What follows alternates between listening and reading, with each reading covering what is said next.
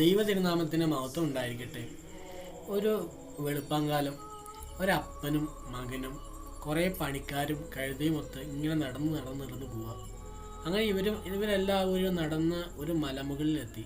അപ്പോൾ ഈ മലയുടെ താഴത്ത് വെച്ച് ഈ അപ്പനും പറഞ്ഞു, നിങ്ങളെല്ലാവരും ഇവിടെ തന്നെ നിന്നോ, ഞാനും മോനും കൂടി പോയിട്ട് വരാം, നിങ്ങളിവിടെ നിൽക്ക് എന്ന് പറഞ്ഞ് ഈ മകൻ്റെ മേൽ വിറക് കെട്ടുകളൊക്കെ തലയിൽ വെച്ച് കൊടുത്തിട്ട് ഈ അപ്പനും മകനും കൂടി ഈ കുന്ന് കയറിക്കൊണ്ടിരിക്കുക.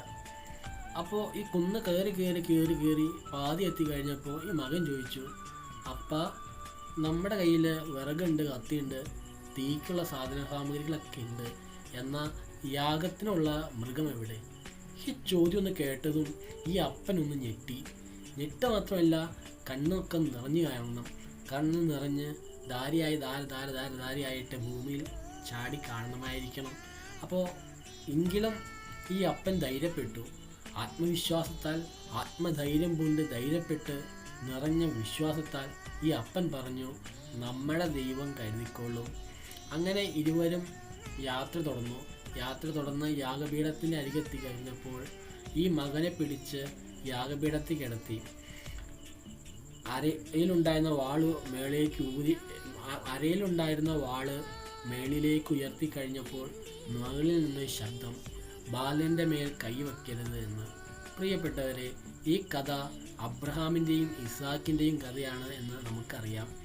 അബ്രഹാമും ഇസാക്കും മോറിയാമലയിൽ യാഗം കഴിക്കാൻ പോയപ്പോൾ ദൈവം അബ്രഹാമിന് പ്രത്യക്ഷപ്പെടുകയാണ്. വിശ്വാസത്തിൻ്റെ പരിശോധനയാണ് നാം ഇവിടെ കാണുന്നത്. ദൈവം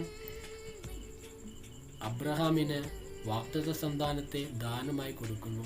അബ്രഹാമിന് ദൈവം തൻ്റെ ഓമന സൃഷ്ടിയായ മകനെ ദൈവം ബലി കഴിക്കാൻ പറഞ്ഞപ്പോൾ ദൈവം അബ്രഹാമിൻ്റെ വിശ്വാസത്തെ പരിശോധിക്കുകയാണ്.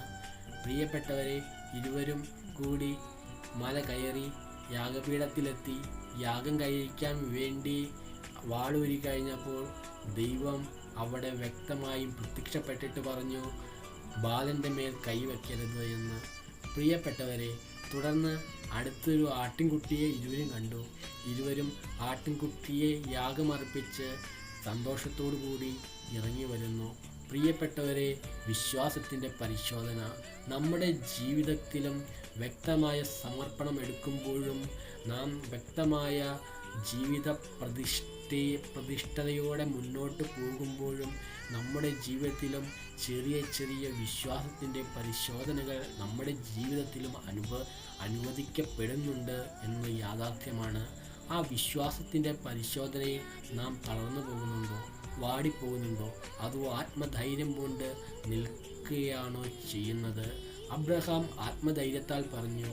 അബ്രഹാം അറിയുന്നില്ല അബ്രഹാം വിചാരിക്കുകയാണ് തൻ്റെ മകനെ യാഗം കഴിക്കും.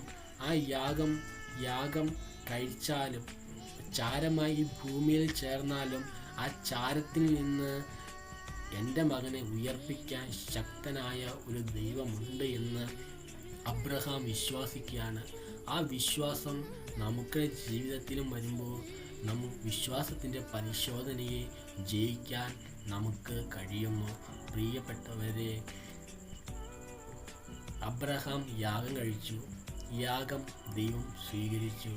തുടർന്ന് ഇരുവരും സന്തോഷത്തോടുകൂടി അബ്രഹാമിൻ്റെ വിശ്വാസം പോലെ ദൈവം കരുതിക്കൊള്ളും എന്നൊരു അബ്രഹാമിൻ്റെ വിശ്വാസത്തിൻ്റെ പരിണിതഫലമായി അവിടെ ഒരു ആട്ടിൻകുട്ടിയെ കരുതിയ നല്ല ദൈവത്തെയാണ് നാം ഇവിടെ കാണുന്നത്. നമുക്ക് വേണ്ടിയും ഒരാട്ടിൻകുട്ടിയെ ദൈവം കരുതിയിട്ടുണ്ട്. ഇതാ ലോകത്തിൻ്റെ പാപം ചുമക്കുന്ന ദൈവത്തിൻ്റെ കുഞ്ഞാട്. സ്നാപക യോഹന്നാൻ സമുദ്രത്തിൽ നിന്നുകൊണ്ട് ഒരു മനുഷ്യനെ ചൂണ്ടിക്കൊണ്ട് പറഞ്ഞു, ഇതാ ലോകത്തിൻ്റെ പാപം ചുമക്കുന്ന ദൈവത്തിൻ്റെ കുഞ്ഞാട്. ഏതാണ് ആ കുഞ്ഞാട്? നസ്രത്തിൽ നിന്ന് വരുന്ന കർത്താവായ യേശുക്രിസ്തുവാണ്. ഇതാ ലോകത്തിൻ്റെ പാപം ചുമക്കുന്ന ദൈവത്തിൻ്റെ കുഞ്ഞാട് എന്ന് സ്നാപക യോഹന്നാൻ സാക്ഷ്യപ്പെടുത്തത്. ആ കുഞ്ഞാട് അറുക്കപ്പെട്ടു. കാൽവരിക്കുന്നിൽ ഗോഗുൽത്ത എന്ന മലയിൽ മനുഷ്യരാശിയുടെ പാപപരിഹാര യാഗമായി അവൻ അറുക്കപ്പെട്ടു. പ്രിയപ്പെട്ടവരെ, അബ്രഹാമിനുള്ള വിശ്വാസം നമുക്കുണ്ടോ? നമ്മുടെ പാപപരിഹാര യാഗമാണ് ക്രൂശിൽ കിടക്കുന്നത് എന്നും ആ ക്രൂശിൽ യാഗമായി തീർന്നത് നമ്മുടെ പാപമാണ് എന്നും നമുക്ക് വിശ്വസിക്കാൻ കഴിയുന്നുണ്ടോ? വിശ്വാസത്തിൻ്റെ പരിശോധനകളെ ആഞ്ഞടിക്കുമ്പോൾ നാം വഴുതി പോകുന്നുണ്ടോ, തളർന്നു പോകുന്നുണ്ടോ? എന്നാൽ ഇന്ന് നമുക്ക് ആ ഗോൽഗൊഥാ മലയിൽ ക്രൂശിതനായ ക്രിസ്തുവിലേക്ക് നോക്കാം. വിശ്വാസത്തിൻ്റെ നായകനും പൂർത്തി വരുത്തുന്നതുമായ യേശുവിനെ നോക്കുക. വിശ്വാസത്തിൻ്റെ നായകനും പൂർത്തി വരുത്തുന്നതുമായ യേശുവിനെ നോക്കുക. പ്രിയപ്പെട്ടവരെ, ഇന്ന് നമുക്ക് ദൈവസന്നിധിയിൽ പലപ്പോഴും സമർപ്പിച്ച് പ്രാർത്ഥിക്കാം. പലപ്പോഴും തളർന്നു പോയിട്ടുണ്ട്, വാടിപ്പോയിട്ടുണ്ട്.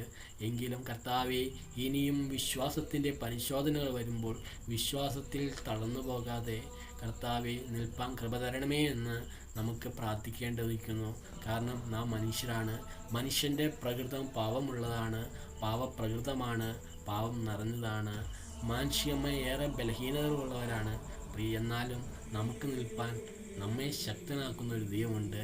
നമ്മെ ശക്തനാക്കുന്ന മുഖാന്തരം നാം സകലത്തിനും മതിയായവൻ. പ്രിയപ്പെട്ടവരെ, നമ്മെ ശക്തനാക്കുന്ന ഒരു ദൈവമുണ്ട്.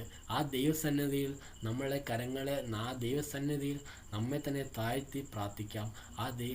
ആ കരങ്ങളിലേക്ക് നമ്മെ ഏൽപ്പിച്ച് പ്രാർത്ഥിക്കാം. ദൈവം സർവ്വ നന്മകളാൽ നമ്മെ അനുഗ്രഹിക്കുമാറാകട്ടെ.